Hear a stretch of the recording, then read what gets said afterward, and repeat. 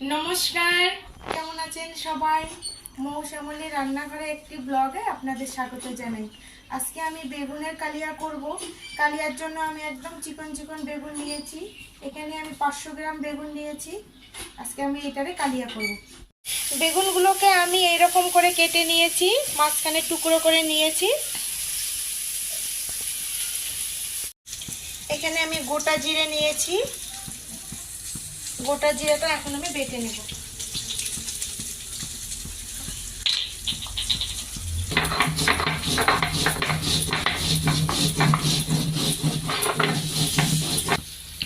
জিরার সঙ্গে আমি 4টি কাঁচা লঙ্কা দিয়েছি। এখন আমি মশলাটাকে বেটে নেব।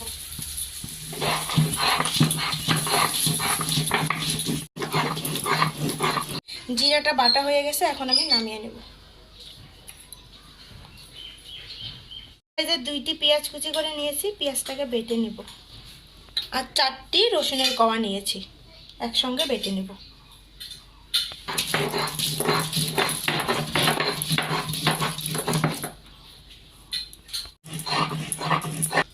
পেঁয়াজ আর রসুনটা ভালো করে বেটে নিয়েছি, এখন আমি উঠিয়ে নেব। এখানে আমি বেটে রাখা পেঁয়াজ বাটাটা দিয়ে দেব। পেঁয়াজ আর রসুনটা বেটে নিয়েছিলাম, আর কাঁচা লঙ্কা আর জিরা বাটাটা এখন এর মধ্যে দিয়ে দেব।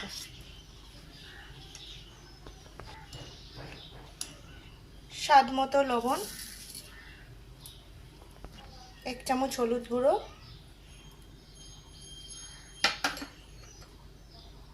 আর সামান্য পরিমাণে কাশ্মীরি লঙ্কার গুঁড়ো। এখন এর মধ্যে আমি তেল দিয়ে বেগুনের সঙ্গে মশলাটাকে ভালো করে মাখিয়ে নেব।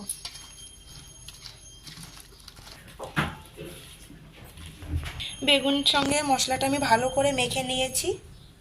তাই গরম হয়ে গেছে, এখন আমি এর মধ্যে তেল দিয়ে দেব।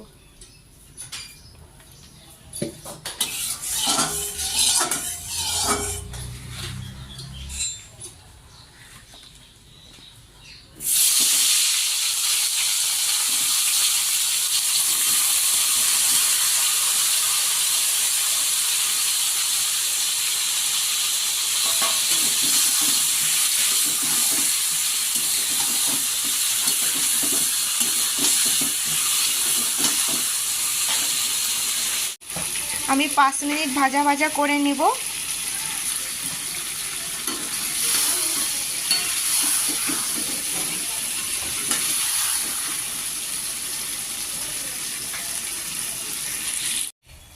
বেগুনের সঙ্গে মশলাটাকে আমি ভালো করে কষিয়ে নিয়েছি। এখন মিনিটের মতো ঢাকা দিয়ে রাখবো। গ্যাসের আঁচ একদম কমিয়ে দিয়ে আমি 1 মিনিট ঢাকা দিয়ে রাখবো।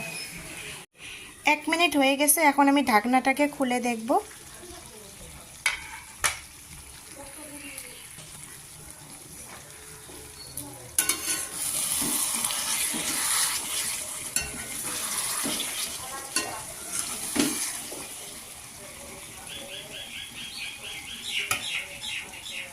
এখন এর মধ্যে আমি সামান্য পরিমাণে জল দিব।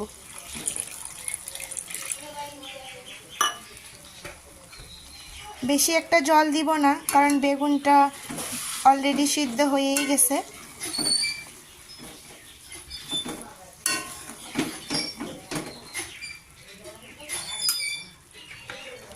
এখন আমি 1 মিনিটের মতো রান্না করে নামিয়ে নেব।